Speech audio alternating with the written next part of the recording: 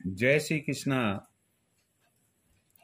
एक जातक के भविष्य के बारे में जब हम लग्न कुंडली देखकर उसका विश्लेषण करके जानना चाहते हैं तो ऐसी स्थिति में बहुत से फैक्टर्स ऐसे होते हैं जिनको हमें बहुत बहुत अच्छी तरह से ध्यान रखना होता है। हालांकि अभी जो मैं बात बता रहा हूं वो कुंडली विशेषज्ञों के लिए ही उपयोगी होती है, परंतु मेरी हमेशा यह मान्यता रहती है कि एक आम आदमी को अपनी लग्न कुंडली और चंद्र कुंडली के 12 भावों के संबंध में सरल जानकारी, मोटी मोटी जानकारी होना चाहिए, ताकि कभी कभी वह यदि कोई अखबार में या किसी पुस्तक में लग्न कुंडली या चंद्र कुंडली के विश्लेषण के बारे में कुछ पढ़े तो उसे जानकारी हो जाए कि जो लिखा गया है मेरी लग्न कुंडली और चंद्र कुंडली के संबंध में कहां तक क्या लागू होता है। या आप कभी किसी ज्योतिषविद के पास में जाते हैं, आपका कोई विशेष प्रश्न है, तो कम से कम यदि आपको जानकारी है कि लग्न कुंडली के 12 भाव क्या है, किन नामों से जाने जाते हैं, क्या इनमें भी कोई विशेष भाव होते हैं, यदि हां तो कौन से भाव होते हैं, कैसे मैं सौभाग्यशाली हो सकता हूं, कैसे मैं दुर्भाग्यशाली हो सकता हूं। देखिए, हालांकि सही और सच्ची बात आपको एक ज्योतिषविद ही बताएगा, क्योंकि अगर ज्योतिष विज्ञान इतना सरल होता तो हर आदमी आज एक ज्योतिषविद ही होता।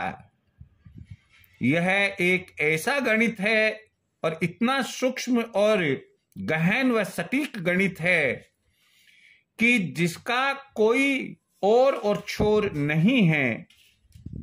ज्योतिषविद भी जितनी शिक्षा, जितना ज्ञान, जितना अनुभव उनको होता है, उतनी बढ़िया से बढ़िया वो बात आपको बतलाते हैं। आज मैं जो बतलाने जा रहा हूं वह लग्न कुंडली में त्रिकोण क्या होते हैं, कितने प्रकार के होते हैं, इसकी जानकारी आपको मैं देने जा रहा हूं।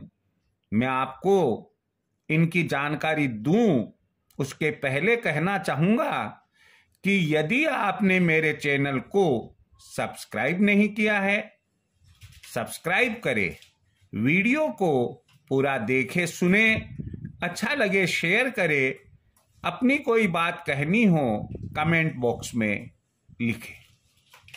हम अपने मुख्य बिंदु पर आते हैं।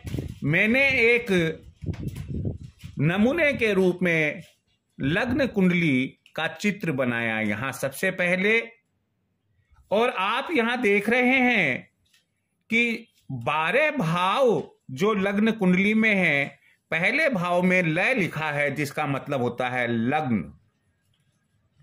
यह पहली राशि यानी कि मेष राशि का लग्न है।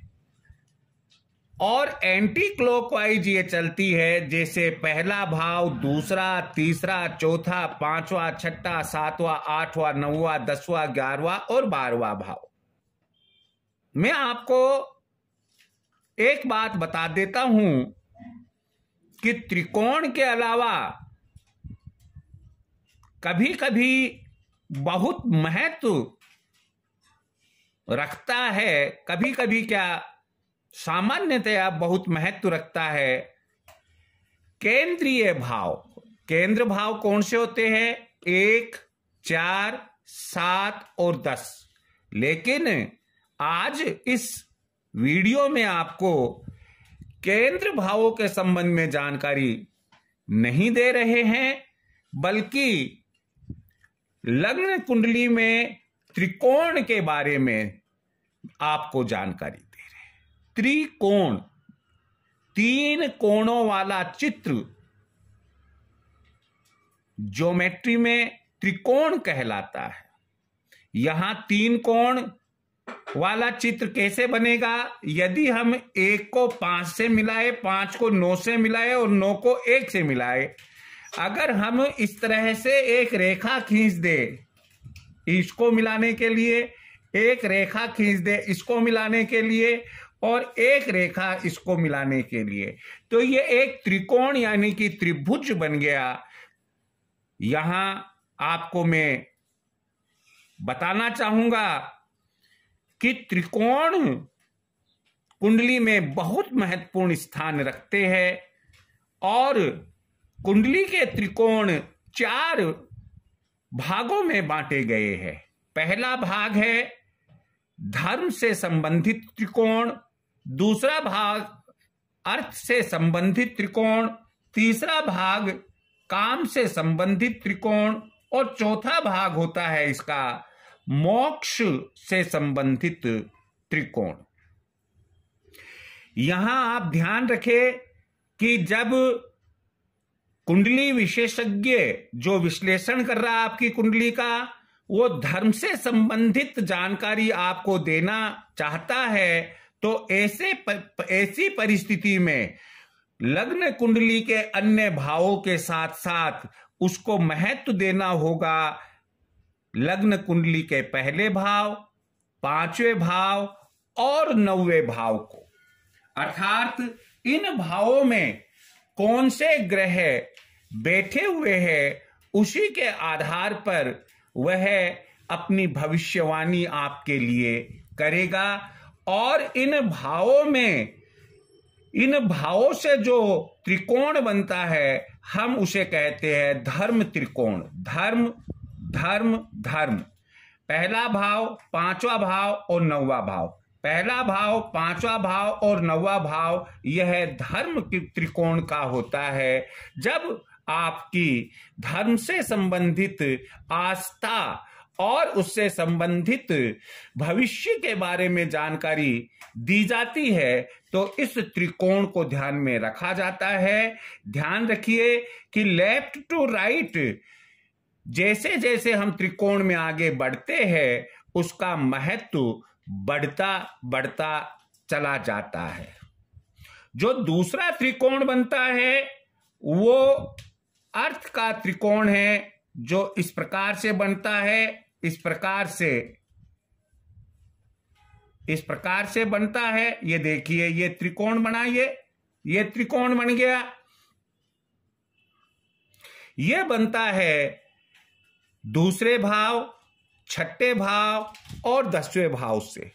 तो यदि अर्थ यानी कि रुपया पैसा कमाना, रुपया पैसा उसको खर्च करना, व्यय करना, इसके संबंध में अगर गहन जानकारी आपको कोई देता है तो उस परिस्थिति में लग्न कुंडली में अर्थ त्रिकोण को महत्व दिया जाता है। न केवल आय बल्कि नौकरी, व्यवसाय आदि से संबंधित और ऋण के लिए भी इस चीज को महत्व दिया जाता है।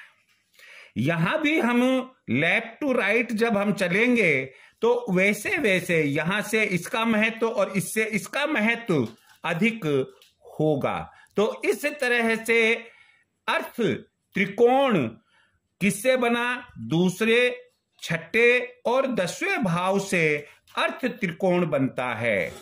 जीवन में ध्यान रखिए, धर्म, अर्थ, काम और मोक्ष ये 4 पुरुषार्थ भी होते हैं और यही वजह है कि हमारे ऋषि मुनियों ने इन 4 पुरुषार्थ का अध्ययन करने के लिए कि जातक में इन 4 पुरुषार्थ की ग्रेविटी क्या है, यह जानने के लिए प्रत्येक जातक की कुंडली के 4 त्रिकोण उन्होंने बताए।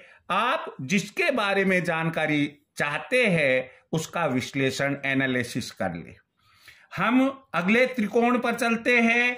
ये काम से संबंधित त्रिकोण है। ये 3रे भाव, 7वें भाव और 11वें भाव से मिलकर बनता है। जैसा कि हम जानते हैं यह पराक्रम से संबंधित भी होता है, यह पार्टनर से संबंधित होता है और यह आय के विभिन्न स्रोतों से संबंधित भाव होता है। और आय के स्रोत एक जातक को तभी प्राप्त होते हैं जब वह कोई काम करता है। 7वें भाव में काम का महत्व, वह उसका कोई पार्टनर के साथ में वो काम कर रहा है तो वो काम का महत्व बढ़ जाता है। यहां पराक्रम है तो काम का महत्व बढ़ता है। तो यहां भी लेफ्ट टू राइट आप चलेंगे और उसी तरह से काम त्रिकोण का अध्ययन कर उसका प्रॉपर एनालिसिस करेंगे। अंतिम जो त्रिकोण है वह मोक्ष त्रिकोण के नाम से जाना जाता है और ये मोक्ष त्रिकोण बनता है 4था भाव, 8वां भाव, 12वां भाव, इन तीनों से। तो इस तरीके से ये त्रिकोण बनता है। हम जानते हैं कि मोक्ष जो त्रिकोण है, जैसे 4था भाव माता, सुख आदि से है। सुख प्राप्ति के लिए इंसान सब कुछ करता है। माता की सेवा से मोक्ष की प्राप्ति होती है। 8वां भाव आयु भाव होता है, मोक्ष के लिए माना जाता है। और 12वां भाव भी इसी से मोक्ष से संबंधित होता है।